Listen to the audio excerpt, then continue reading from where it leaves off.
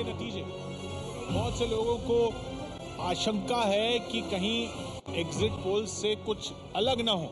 बहुत से लोगों को उम्मीद है कि एग्जिट पोल से अलग होंगे, और ये इसलिए है क्योंकि पिछले 2 लोकसभा चुनाव में ऐसा हो चुका है। इसीलिए यहां पर यह बात करना जरूरी है कि एग्जिट पोल्स अगर पिछले 2 लोकसभा चुनाव में सही नहीं गए थे तो क्या वजह थी, क्या अब उनमें तब्दीली की गई है जो उम्मीद लगाई जाए कि इस बार सही जाएंगे, क्या ये इस बार भी गलत हो सकते हैं। हमारे साथ देश के तमाम मशहूर काबिल सेफोलॉजिस्ट यहाँ मौजूद हैं, हमारे साथ वरिष्ठ पत्रकार यहाँ मौजूद हैं, एक्सपर्ट्स यहाँ मौजूद हैं। लेकिन ये बात हम क्यों कर रहे हैं, क्या हुआ था 2004 और 2009 में, आंकड़ों में क्या हुआ था, कितना फर्क हुआ था, सबसे पहले ये जान लेते हैं। नेहा, बिल्कुल, आंकड़ों की बात कर लेते हैं। 2004 और 2009 दोनों वक्त सवालों के घेरे में थे एग्जिट पोल। सबसे पहले 2004 की बात कर लेते हैं। आप देख रहे हैं कि एग्जिट पोल 2004 में क्या तस्वीर दिखा रहे थे। आउटलुक एमडीआरए ने एनडीए को 284 सीट देने का अनुमान जताया था। सहारा डीआरएस ने 270,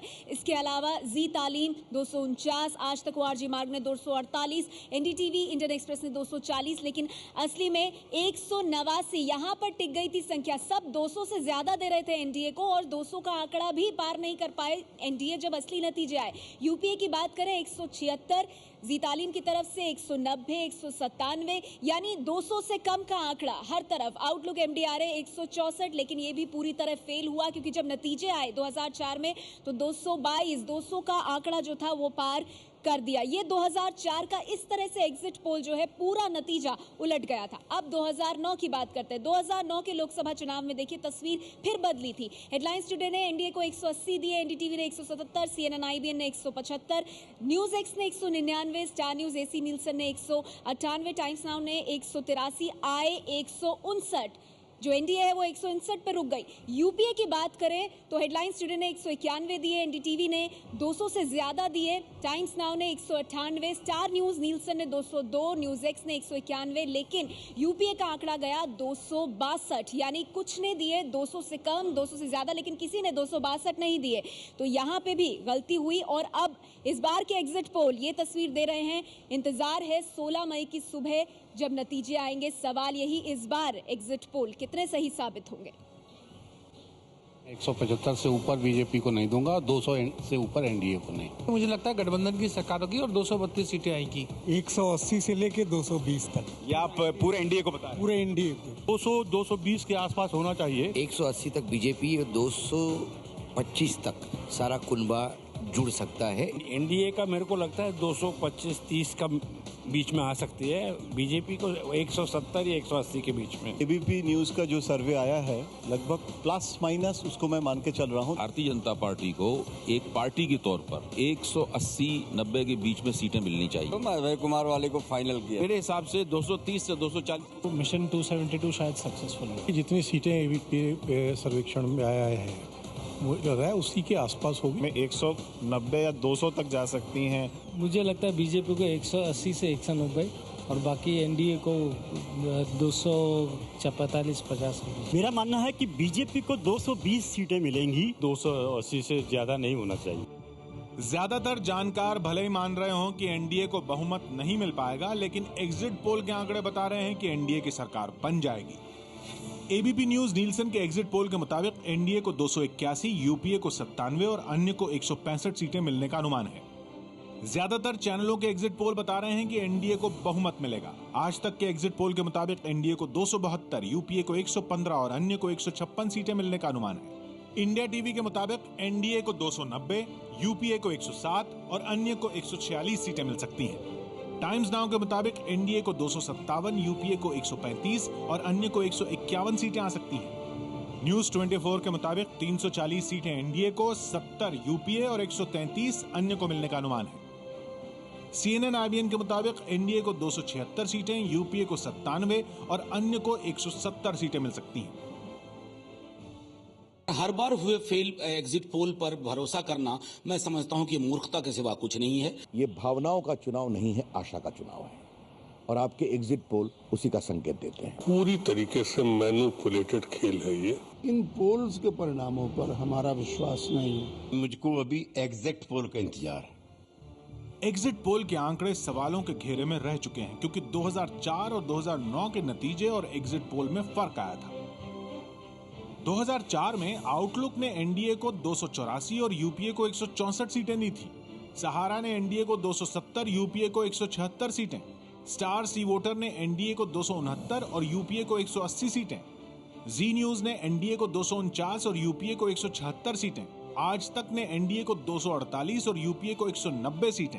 एनडीटीवी का अनुमान था कि एनडीए को 240 और यूपीए को 197 सीटें मिलेंगी, लेकिन नतीजे आए इन सब से अलग।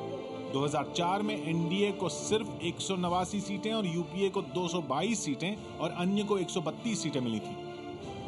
2009 में भी एग्जिट पोल नतीजों से उलट थे। 2009 में न्यूज एक्स के मुताबिक एनडीए को 199 और यूपीए को 191 सीटें मिलने का अनुमान था। स्टार न्यूज एसी नीलसन के मुताबिक एनडीए को 198, यूपीए को 202 सीटें मिल सकती थी। टाइम्स नाउ के मुताबिक एनडीए को 183 और यूपीए को 198 सीटें।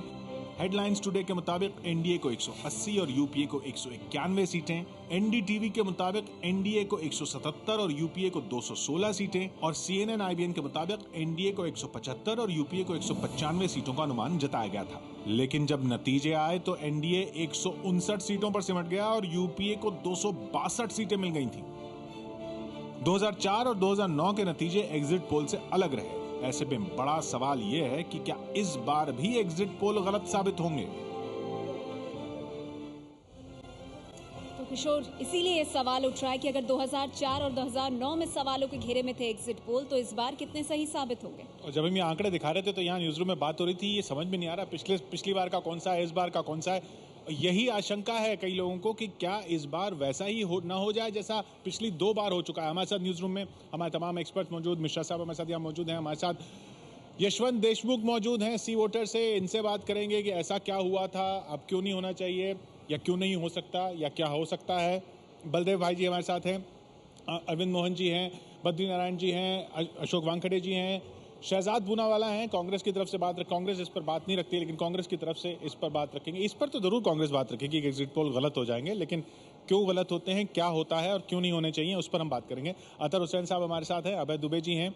अभय दुबे जी भी सीएसडी से जुड़े रहे हैं, वहाँ पर भी एग्जिट पोल्स और काफ़ी पोल्स रहते हैं, तो इनसे एज अ सेफोलॉजिस्ट भी बात होगी, सिर्फ एक्सपर्ट के तौर पर ही नहीं। प्रेमचंद पालेटी साहब हैं हमारे साथ, और नीलसन से उमेश हमारे साथ हैं, जिन पर एबीपी न्यूज़ नीलसन के सारे एग्जिट पोल के सवाल जो हैं वो सारे आप पर दागे जाएंगे। दिबांग हमारे साथ हैं, और हमारे साथ जुड़ रहे हैं बीजेपी से नलिन कोहली, आम आदमी पार्टी से प्रोफेसर आनंद कुमार, और पार्थ रक्षित साहब हमारे साथ मुंबई से जुड़ रहे हैं, जो पहले नीलसन के साथ रह चुके हैं, अभी कंसल्टेंट है नीलसन में। आप सभी का स्वागत है। लेकिन मेरा सबसे पहला सवाल यशवंत आपसे होगा कि 2004-2009 में क्या गलत हुआ था?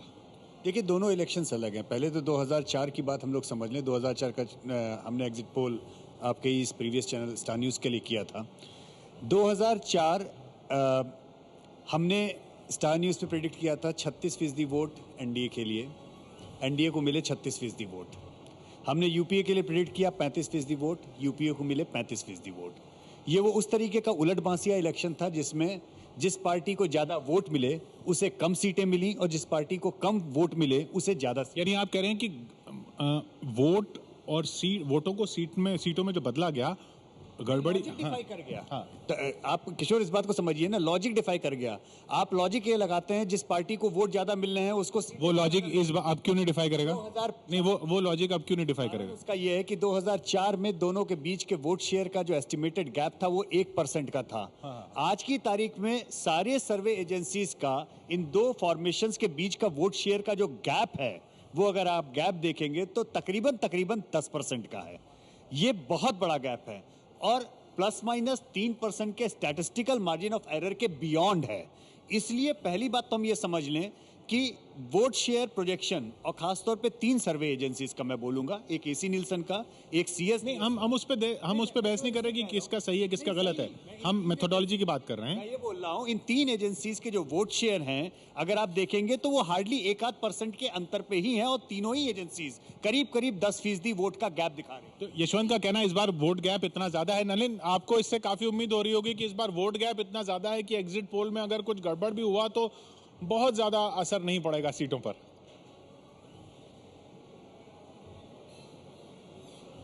किशोर जी, यशवंत जी ने एक इम्पॉर्टेंट पॉइंट रेज किया है, क्योंकि कई ऐसे राज्यों में अगर आप देखेंगे, ज्यादा विश्लेषण करेंगे तो हम लोगों का जैसे वोट शेयर ज्यादा था लेकिन कम वोट शेयर में, अगर मैं उत्तर प्रदेश में भी बैठा हूं जैसे, अगर आप देखेंगे तो बसपा का जहां तक मुझे याद है वोट शेयर ज्यादा था समाजवादी पार्टी से, लेकिन समाजवादी पार्टी की सीटें ज्यादा थी।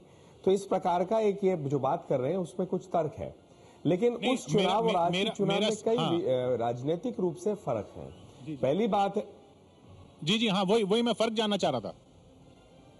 आप कुछ कह रहे हैं? हाँ, देखिए उसमें कई फर्क हैं। पहली बात है 2004 और 2009, यदि हम दोनों चुनावों को देखें, एज सच अगर देखें, एक जनरल फीलिंग था कि सरकार इतनी बुरी नहीं है, ठीक सरकार रही है, सरकार भी मानती थी और उसके परिणाम 2004 में तो अनुकूल नहीं आए, लेकिन 2009 में आए जरूर यूपीए के लिए। लेकिन अभी एक देखें, एक तो बहुत ज्यादा क्रोध माने या एक एंटी इनकम्बेंसी बहुत स्ट्रांग है, महंगाई, भ्रष्टाचार, बेरोजगारी, कई मुद्दे और हैं, पर ये तीन बहुत महत्वपूर्ण मुद्दे हैं। राजनीतिक कारणों के, लेकिन यहाँ मैं राजनीतिक पे आ रहा हूँ, मैं राजनीतिक पे ही बोल रहा हूँ। देखिए, मैं यशवंत देशमुख जी से ये पूछना चाहता हूँ कि ये दूसरा एक पार्लियामेंट्री डेमोक्रेसी है या सीट्स के ऊपर दूसरा इसके बिल्कुल साथ ऑल्टरनेटिव। और एक मिनट, मैं अपनी बात पूरी कर लूं, एक मिनट किशोर भाई। तो मैं एक कह रहा था, एक तो ये बहुत स्ट्रांग एंटी इनकम्बेंसी फैक्टर है, और दूसरी पॉइंट पे अगर आप देखें, पहली बार इस प्रकार की आशाएं जो जुड़ी हैं और जन समर्थन मोदी जी के प्रति, तो ये एक अलग चुनाव है। और इसीलिए जो गैप भी देख रहे हैं, एक वोटिंग परसेंटेज बढ़ा है और गैप भी आपको दिख रहा है। नहीं, रशीद का सवाल है जी। मेरा सवाल यशवंत देशमुख जी से है। आप ये बताइए, आप कह रहे हैं कि जो वोट शेयर होता है, लेकिन हमारी पार्लियामेंट्री डेमोक्रेसी में तो ये सीट्स के ऊपर होता है कि किसको कितनी सीटें मिली, उसको वोट परसेंटेज 20% मिला हो, 25% मिला। नहीं, यशवंत और का कहना है कि वोट परसेंटेज में ज्यादा गलत नहीं गया था। हमारी पहली बात, हमारी अपेक्षा, मीडिया की अपेक्षा ओपिनियन पोल या एग्जिट पोल से नितांत गलत है। ओपिनियन पोल का विज्ञान वोट शेयर के एस्टिमेट पे खत्म हो जाता है। सीट शेयर का एस्टिमेट ये ओपिनियन पोल या एग्जिट पोल के विज्ञान के अंदर में होता है, क्योंकि सारे चैनल यही मांगते हैं। नहीं, एक मिनट ये ना यशवंत जी, टीवी में, मैं राष्ट्रीय टीवी पे खुल के बोल रहा हूं, दुनिया भर में first pass the post system में ओपिनियन पोल में वोट शेयर एस्टिमेट के ऊपर रोक दिया जाता है, और vote share to seat share के एस्टिमेशन का जो एक्स्ट्रापोलेशन है, जो ये इसके फॉर्मूले सबके अपने अपने अलग अलग होते हैं, इसको टीवी स्टेशन और एक्सपर्ट्स मिलके करते हैं और उसे ओन करते हैं। लेकिन साथ में टीवी चैनल एक मिनट टीवी चैनल सीट्स तो नहीं बनाता वोट शेयर से, वो तो आप ही बना के देते हैं। टीवी चैनल्स भले ही वोट शेयर एस्टिमेट को सीट में कन्वर्ट करने के लिए उस एजेंसी का साथ लें, इन हाउस एक्सपर्ट्स का साथ लें। यूके में इन हाउस एक्सपर्ट्स उसको ओन करते हैं। हाँ, यहाँ की बात करें, यहाँ तो नहीं हम कर रहे। किशोर जी, देखिए, आपने शुरुआत की और आपने कहा कि कांग्रेस इसके खिलाफ क्यों है। अभी आपने देख लिया कि एक ऑब्जेक्टिव प्रोसेस को कैसे सब्जेक्टिव किया जाता है, क्योंकि इसमें इन हाउस एक्सपर्ट्स भी आ जाते हैं। दूसरी बात, नहीं, वो इन हाउस एक्सपर्ट नहीं आते हैं। मैं संक्षेप चीजें नहीं, क्योंकि मैं इसलिए रोक रहा हूँ क्योंकि ये जो इससे गलत मैसेज जा रहा है। In it, and there is one more thing, इसके पहले कि जजमेंटल होके इस प्रोसेस में आए, आपने किशोर यहाँ पे आंकड़े दिखाए 2004 के, 2009 के, पिछले 15 साल में 100 से ज्यादा चुनावों के एग्जिट पोल दिखाए गए, जिसमें से 95% एग्जिट पोल सही साबित हुए। आता हूँ, उस पर भी आ रहा हूँ। नहीं, उस पर आ रहा हूँ। वो उसका दूसरा मुद्दा। मेरा एक मिनट, मेरा सवाल पायलट साहब से है। यशवंत ने बोला कि हम तो सिर्फ वोट शेयर देते हैं, सीटें कन्वर्ट करने के लिए इन पर दबाव डाला जाता है। मेरा ये कहना, कौन दबाव डालता है? क्या ऐसा होता है? और ये होना जो स्किल होता है, ये पोस्टर के स्किल के ऊपर है। देखिए, 3 मेजर प्रोसेसेस होते हैं। एक है सैंपल सिलेक्शन, और एक data collection from the sample, और तीसरा उसको डेटा एनालिसिस। तो ये पोस्टर का स्किल कितना अच्छा है उस पर निर्भर है, ईमानदारी पे निर्भर है और मेहनत पे निर्भर है। यानी वो भी एक प्रोसेस है। नहीं,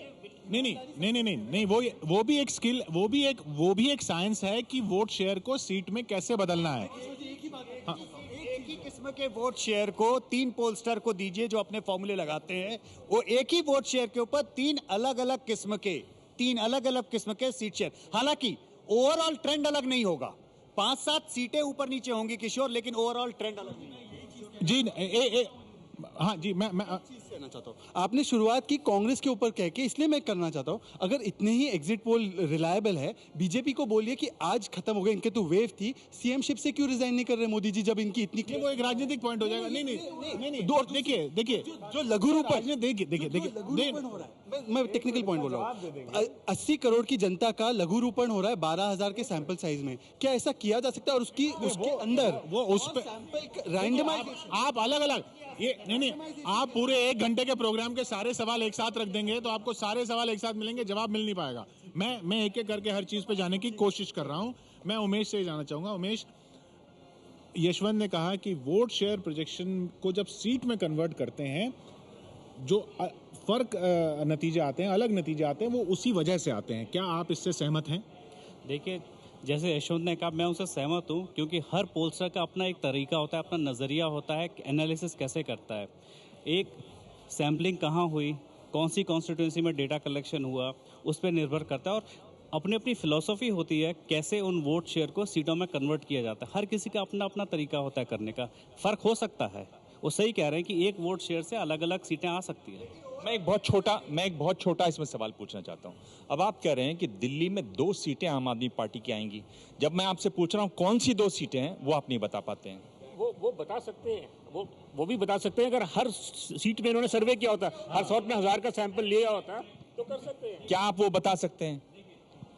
अगर हमने पूरी 7 की 7 सीटें कवर की होती तो हम बता देते। यूपी में अगर हम पूरी 80 की 80 सीटें कवर करते, हम बता दें कौन सी सीट किसको जाएगी, लेकिन ये सैंपल सर्वे है। फिर मैं ये जानना चाह रहा हूं कि अगर आप सारी 7 सीटों की नहीं लेते हैं, यूपी में 80 की 80 सीटों की नहीं लेते हैं, तब आप कैसे बता देते हैं कि आंकड़ा कुल मिलाकर ये आएगा? अब सीट पे तो आप गए ही नहीं, फिर आप कैसे बता देते हैं?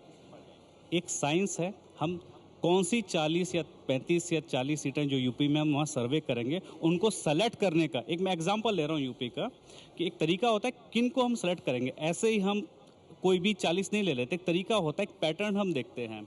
फॉर एग्जांपल वीआईपी सीट्स हम कवर नहीं करते, क्योंकि वीआईपी सीट्स में पता होता है किस तरह का वोटिंग होनी है।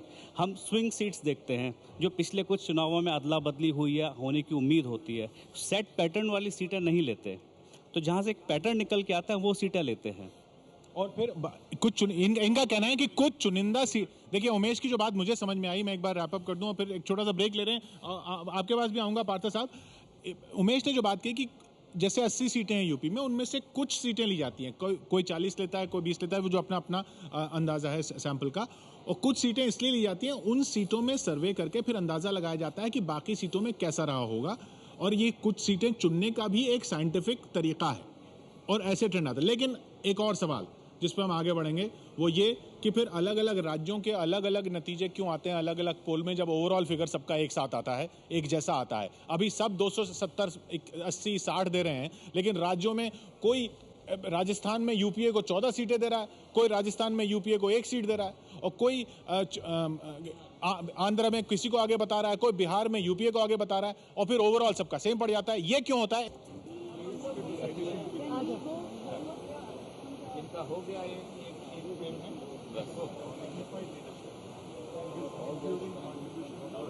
ये तस्वीरें आप देख रहे हैं 10 जनपद की अंदर की तस्वीरें, सोनिया गांधी का निवास, जहां पर मनमोहन सिंह की विदाई के लिए ये डिनर दिया जा रहा है। इन तस्वीरों में आप देख रहे हैं कांग्रेस अध्यक्ष सोनिया गांधी को, और वो बुके देती हुई मनमोहन सिंह को। फूलों का गुलदस्ता मनमोहन सिंह के साथ आप उनकी पत्नी को भी देख सकते हैं। ये विदाई समारोह है उनका, और उसी पर ये डिनर दिया जा रहा है सोनिया गांधी की तरफ से। और इसी मौके पर सोनिया गांधी ने ये भी कहा है कि एग्जिट पोल की परवाह नहीं है, और जो क्षेत्रीय पार्टियां हैं उनके संपर्क में है कांग्रेस पार्टी। आपको बता दें इस मौके पर राहुल गांधी यहाँ पर मौजूद नहीं है, हालांकि इस डिनर में विदेश में है वो, इस तरह की खबरें आ रही हैं, लेकिन 10 जनपद के अंदर की ये तस्वीरें हम आपको दिखा रहे हैं। कांग्रेस अध्यक्ष सोनिया गांधी के निवास की ये तस्वीरें, जहां मनमोहन सिंह के विदाई समारोह के ऊपर ये डिनर दिया जा रहा है। हमारे साथ आज जानकारी के साथ जुड़ गए एबीपी न्यूज़ संवाददाता आशीष कुमार सिंह, उनसे बात करते हैं। आशीष, 2-3 अहम चीजें हुई हैं। एक तो ये कि सोनिया गांधी, सबसे पहले तो आपसे जानना चाहेंगे, सोनिया गांधी ने यह साफ किया है कि एग्जिट पोल की परवाह नहीं है और क्षेत्रीय पार्टियों के साथ कांग्रेस संपर्क में है, तो रणनीति बना रही है कांग्रेस पार्टी। जी बिल्कुल, आज अपनी पार्टी के बड़े नेताओं को प्रधानमंत्री के फेयरवेल डिनर पर कांग्रेस अध्यक्ष सोनिया गांधी ने बुलाया था, जिसमें तमाम मंत्रिमंडल के जितने भी मंत्री हैं वो शामिल थे, CWC के मेंबर्स शामिल थे। वहां सोनिया गांधी ने फैसिलिटेट किया प्रधानमंत्री को, जो कि आउटगोइंग प्राइम मिनिस्टर, उनके फेयरवेल में ये डिनर दिया गया था। बहुत बड़ी बात उन्होंने बोली कि एग्जिट पोल्स चाहे जैसे भी नतीजे शो कर रहे हो, हमें कॉन्फिडेंट रहना है, मैं कॉन्फिडेंट हूँ। और साथ में उन्होंने उससे ज्यादा बड़ी पॉलिटिकल बात ये कही कि जो लाइक माइंडेड रीजनल क्षेत्रीय छोटी पार्टियां हैं, उनके हम लगातार टच में हैं। यानी कहीं ना कहीं ये संकेत जरूर मिलता है कि अगर आंकड़े उस तरह के आते हैं जिसमें कांग्रेस ऐसा कर सकती है कि छोटी पार्टियों के साथ मिलकर के सरकार बनाए, बीजेपी को सरकार बनाने से रोकने के लिए एग्जिट पोल से अलग अगर फिगर्स आते हैं तो कांग्रेस ऐसा कर सकती है, क्योंकि खुद कांग्रेस प्रेसिडेंट सोनिया गांधी ने ऐसी बात मीटिंग में कही है। वहीं दूसरी तरफ आपने ये भी देखा कि आज प्रधानमंत्री का फेयरवेल डिनर था, लेकिन खुद कांग्रेस उपाध्यक्ष राहुल गांधी इस मीटिंग में नहीं थे। लेकिन उसके बावजूद सोनिया गांधी का इस तरह से अपने पार्टी के नेताओं को कहना साफ संकेत देता है कि कहीं ना कहीं रीजनल पार्टी से बातचीत शुरू हो गई। और जैसा मैंने आपको कहा कि अगर संख्या इस तरह की बैठती है जहां पर कांग्रेस को ऐसा लगता है कि तीसरे मोर्चे के साथ मिलकर के सरकार बनाई जा सकती है, तो बीजेपी को रोकने के लिए ये कोशिशें कांग्रेस की तरफ से शायद की जाए। आशीष, लेकिन इसके साथ ही जैसे राहुल गांधी के बारे में आपने कहा कि वो यहाँ डिनर में नहीं है, विदेश जाने की उनकी खबरें हैं, ये डिनर का कार्यक्रम तो पहले से तय किया गया होगा, लेकिन राहुल गांधी यहाँ पर नहीं है, तो कांग्रेस क्या कह रही है उनकी अनुपस्थिति को लेकर? देखिए, कांग्रेस में आप जानती हैं राहुल गांधी को लेकर के कोई अपना राहुल गांधी की तरफ से कोई पक्ष नहीं रखेगा। निश्चित तौर पर पार्टी इस पर टाइट लिप्ड है, लेकिन ये जरूर एक सवाल उठाता है कि निश्चित तौर पर प्रधानमंत्री का फेयरवेल डिनर पहले से जब तय था तो कांग्रेस उपाध्यक्ष राहुल गांधी को इस डिनर मीटिंग में होना चाहिए था, लेकिन राहुल गांधी नहीं है। हमें ये जानकारी दी गई कि वो अब्रॉड हैं, विदेश दौरे पर हैं। संभव है कि उनके कोई एंगेजमेंट रहे होंगे, लेकिन कांग्रेस पार्टी की तरफ से भी इस पर कोई स्पष्टीकरण दिया नहीं गया है। शुक्रिया आशीष इस जानकारी के लिए। 10 जनपद के अंदर की तस्वीरें आप देख रहे हैं। प्रधानमंत्री मनमोहन सिंह का विदाई का ये समारोह और डिनर दिया जा रहा है सोनिया गांधी की तरफ से। राहुल गांधी यहाँ मौजूद नहीं है, लेकिन किशोर, बड़ी बात यहाँ पर सोनिया गांधी ने ये कही कि एग्जिट पोल की कोई परवाह नहीं है और रणनीति का भी खुलासा किया कि हम क्षेत्रीय पार्टियों के भी संपर्क में हैं। यानी कांग्रेस को उम्मीद की एग्जिट पोल फिर वैसे ही जाएंगे जैसे 2004 और 2009 में। क्या मायने निकाले जाए इसके अशोक जी? एग्जिट पोल की परवाह नहीं कह रही है सोनिया गांधी। जब चीज़ें अपने फेवरेबल नहीं होती तो अक्सर नेता ऐसे बयान देते हैं कि ये परवाह नहीं है। जब फेवरेबल होते हैं तो कहते हैं कि ये देश की जनता का आदेश है। लेकिन by and large exit poll यदि देखते हैं तो भले ही इस पर मैं अरविंद जी की टिप्पणी चाहूंगा। सोनिया गांधी ने ऐसा क्यों कहा?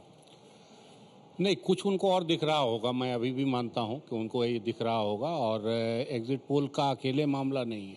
जिस तरह से जश्न बाकी जगह मनने लगा, वो मुझे लगता है, अभी मुझे भी लगता है कि वक्त से पहले है, रिजल्ट आ जाने देना चाहिए। तो संभव है कि सोनिया गांधी को कुछ ज़्यादा दिख रहा हो। देखिए, सोनिया गांधी जो कुछ बोल रही हैं उससे साफ लग रहा है कि कांग्रेस अपनी हार मान चुकी है और केवल फेस सेविंग के लिए ऐसा बोला जा रहा है, जिससे कि कांग्रेस जनों के मन में अभी विश्वास बना रहे। 2 दिन तक बस, उसके बाद सामने आ जाएगा। देखिए, राजनीतिक पार्टी के जो नेता होते हैं वो कतई नहीं मानते कि वो हार रहे हैं या हार गए हैं जब तक पूरा रिजल्ट उनके सामने ना आए। तो ये औपचारिकता के तौर पे नहीं, शायद उनका जेन्युइन बिलीफ है। मतलब आप मान रहे हैं कि वो अंदर से खुद मान रहे होंगे कि नहीं, हम हारे ही नहीं है। हाँ, क्योंकि इतनी करारी हार तो कोई भी इमेजिन नहीं कर सकता ना। नहीं, इसके 2 अर्थ हैं। एक तो ये है कि आगे की राजनीतिक संभावनाओं का नाम है, खेल का नाम। संभावनाएं अभी भी हैं, यूपीए संभावना देख रही है। दूसरा जो इसका अर्थ है कि स्ट्रेटेजिक एक सबवर्जन जो इस समय मीडिया ऑनस्लॉट और एग्जिट पोल ऑनस्लॉट चल रहा है, उसका भी करना चाहती है कांग्रेस। इसमें दो बातें हैं। एक कि कांग्रेस खुद पावर में नहीं आ रही है। दूसरी बात ये भी है कि भाई इस तरीके का अलायंस बना सकें to try and still keep BJP out of power. Congress खुद पावर में नहीं आ रही है, ये तो वो भी मान रही है ना, अगर रीजनल पार्टियों से मिलने की बात कर रही है। तो रीजनल पार्टियों से क्या अमित शाह ने कहा कि वो नहीं बात करेंगे? वो भी तो करने वाले। दूसरी बात, क्या राष्ट्रपति जो है सरकार बनाने का न्योता एग्जिट पोल के बयानों पर देंगे या जो 16 मई को होगा उस पर देंगे? नहीं, तो वो एग्जिट उस पर हम आएंगे, एग्जिट पोल पर आएंगे। मैं सोनिया गांधी जो बोल रही है वो क्यों कह रही है? इसीलिए तो सोनिया जी ये कह रही है क्योंकि राष्ट्रपति जो है और इलेक्शन कमीशन जो है 16 मई तक का इंतजार करेगा। देश के लोग भी उसी का इंतजार करेंगे। एलाइज को ढूंढने के लिए कांग्रेस ने एक इनिशिएटिव लिया है और 2 दिन बहुत होते हैं, और ये चाह रहे हैं कि वो एनडीए के साथ जो भी बातचीत हो वो थोड़ा डिलेड हो जाए। देखिए, इस तरह की बातें तो कही जाती हैं। 16 तारीख के बाद उनका स्वर बदल जाएगा और वो कुछ कहने लगेंगे, इसलिए मैं इसको ज़्यादा तरजीह नहीं देता हूँ उन्होंने जो कहा।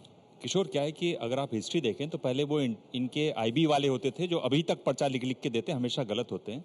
इंदिरा गांधी के ज़माने से आईबी वाले धीरे धीरे हटते गए और इंदिरा गांधी भी मानने लगी थी ये जो ओपिनियन पोल एग्जिट पोल्स हो रहा है। अगर वो ऐसे करें तो मुझे लगता है एक पोजीशन, देखिए पार्टी हो रही है, डिनर हो रहा है, एग्जिट पोल में हम हार रहे हैं, उसको सही बता के उनके लिए जगह बनती नहीं है। इसलिए वो कह रहे हैं भाई इनको अभी हम नहीं मानते, इसको लाइटली मेरे ख्याल से लेना चाहिए, थोड़ा एक स्माइल के साथ। जो पहले भी जो हाल ही में चुनाव हुए थे राजस्थान, दिल्ली वगैरह पे, तब भी यही शीला दीक्षित जी भी नहीं मान रही थी कि वो कह रही थी साइंस को मैं बिलीव नहीं करती। प्रोफेसर इंदिरा जी मानती थी इसको, तो उनको वो एक बात जरा ध्यान में रखनी चाहिए। बेसिकली क्या होता है, जब पार्टी हार रही होती तो पार्टी वर्कर सब मोराल बहुत गिर जाता है। हाँ, ये मोराल का तो इसके लिए वो कहते हैं। अब 2002 में मैंने आखिरी डीडी न्यूज के लिए एग्जिट पोल किया था, तब राजनाथ सिंह ने एक दूरदर्शन का माइक फेंक दिया था, तब हम दिखा रहे थे कि समाजवादी पार्टी जीत रही है।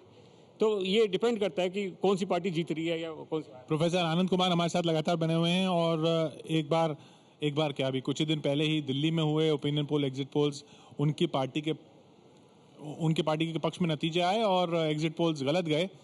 आनंद जी, सोनिया गांधी की इस बात को आप किस नजर से देखते हैं?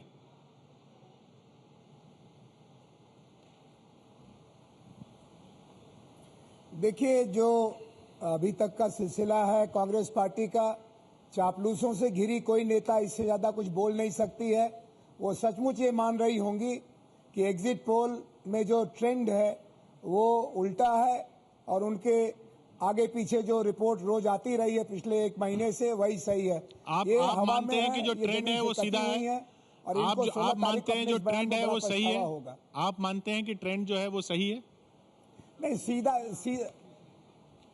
सीधा तो नहीं है, क्योंकि अभी विधानसभा के चुनाव में दिल्ली में हमारी पार्टी को कहा गया कि 4 से 6 सीटें मिले तो बहुत खुशी मना लेना, और हमको 28 सीटें मिली थी। लेकिन आपको याद रखना होगा कि 1998-99 का एग्जिट पोल सही था। 2004 और 9 में क्या हुआ, ये लक्ष्मी की कृपा से ये सारे रिजल्ट उल्टे दिखाए गए या क्या किया गया अभी तक पता लगाना मुश्किल है।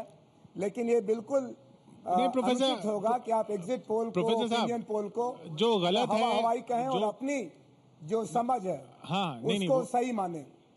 आप जिस टेरिटरी में जाना चाह रहे हैं ना कि वो जो अगर सही नहीं बैठते हैं तो उसके पीछे कुछ मोटिवेशन होता है या कुछ नीयत गलत होती है, उस पर हम बात नहीं कर रहे हैं, क्योंकि वो अगर नीयत गलत होती है तो फिर सब कुछ गलत होता है, फिर तो कुछ उस बात करने लायक नहीं है। हम बात कर रहे हैं कि अगर ये सही तरीके से भी किए जाते हैं, ये जो तरीका है उसमें क्या कमी है कि ऐसे नतीजे नहीं आते हैं। और उसमें एक बड़ा सवाल राज्यों में जो अलग अलग नतीजे आते हैं उसका, और दूसरा बड़ा सवाल एक ये है कि बीजेपी के नतीजे बीजेपी के पक्ष में हमेशा ज्यादा क्यों दिखाया जाता है। ये एक बड़ा सवाल। पार्थ रक्षित साहब हमारे साथ बहुत देर से जुड़े हुए हैं। पार्थ साहब, ये बीजेपी के पक्ष में ज्यादा क्यों होता है और हमेशा जब गलत होता है तो बीजेपी के लिए क्यों गलत होता है?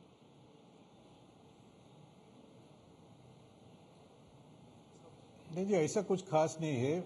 मैं सिर्फ आपको एक चीज बताना चाहता हूं कि आप सिर्फ 2004 और 2009 के फोकस कर रहे हैं। हम लोग 1989 से फोरकास्ट कर रहे हैं। 1989 से 2004 तक 5 लोकसभा पोल हुए हैं जी। इन ऑल दोज 4-5 पोल्स हमने एकदम बिल्कुल सही रिजल्ट मिले हैं। मगर फर्क क्या था? फर्क ये था कि वो सब प्री पोल थे और ये एग्जिट पोल है। तो सवाल ये पैदा होता है कि एग्जिट पोल और प्री पोल में कुछ कमी है कि नहीं। और मेरा जितनी एक्सपीरियंस है उसमें ये मैं बता सकता हूं आपको कि एग्जिट पोल में सबसे बड़ी ये जो प्रॉब्लम है कि आप जा रहे हैं एग्जिट पोल करने के लिए, जब उसने मतदान दे के बाहर आ रहे हैं तो एक ऐसा सिचुएशन आता है जहां पे वो थोड़ा सा नर्वस है। नहीं, लेकिन 2004 और 2009 में पार्थ साहब सिलेक्टिंग सैंपल जो ओपिनियन पोल भी गलत थे ना। ओपिनियन पोल भी इसी डायरेक्शन में थे जहां एग्जिट पोल थे। कोई ऐसा तो था नहीं कि जो प्री पोल थे, जो ओपिनियन पोल हुए थे वो भी ऐसे ही थे कि बीजेपी आगे है।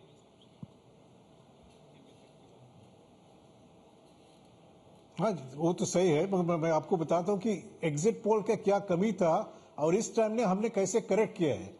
तो एग्जिट पोल का जो सबसे बड़ा प्रॉब्लम जो हम जाते हैं पोलिंग बूथ के सामने, जब वोटर आते हैं तो उस टाइम में उसका थोड़ा सा नर्वस लगते हैं। तो इस टाइम में हम लोग घर पे जाके वोटिंग किया है।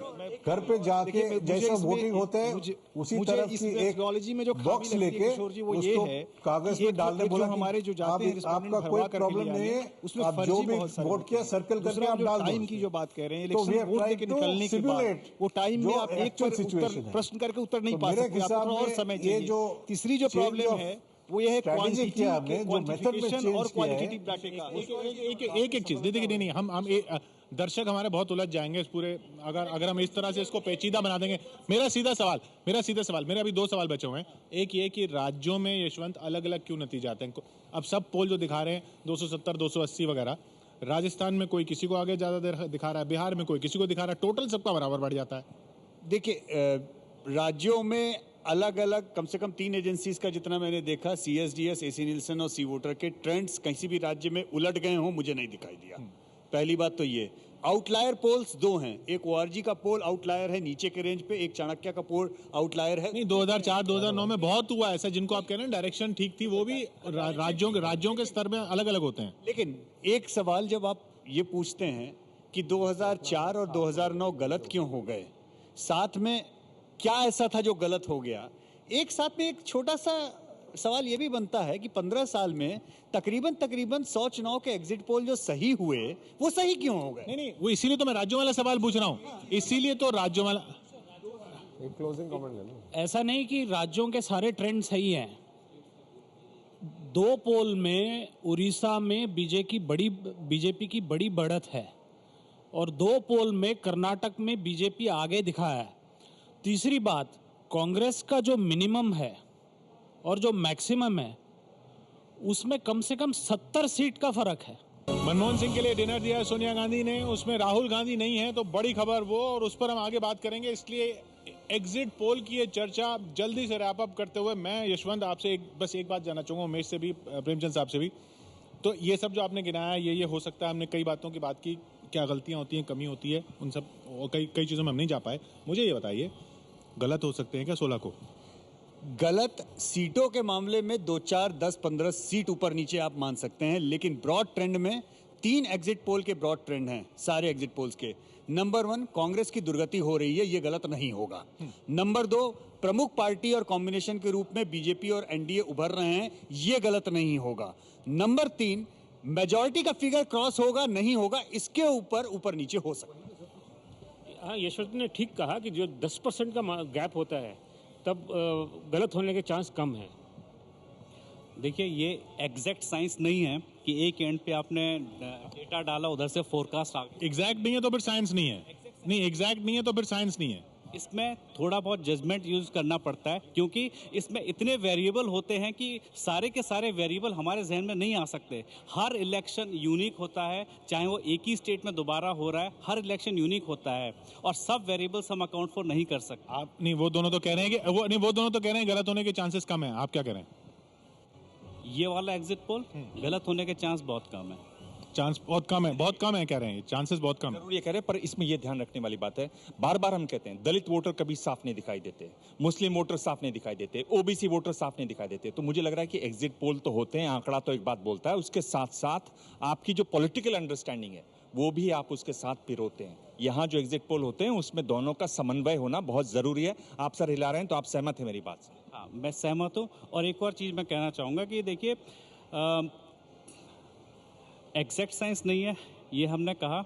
और दूसरा कि चलिए मैं फिर बताता हूँ, ये जो 77 में था, ये शुरू हुआ एग्जैक्ट साइंस से, आज बन गया है कंप्लायंस, और इसी के चलते सोनिया जी ये कहती है। और आरोपों पर नहीं आ रहे, आरोप इसका आरोप है, ऐसा नहीं है, ऐसा नहीं है। 1 मिनट, अच्छा, आरोपों भी आ रहे हैं। तो आपको पूरा करने दूंगा। मैं सवाल पूछूंगा आपसे कि राहुल गांधी डिनर में क्यों नहीं गए।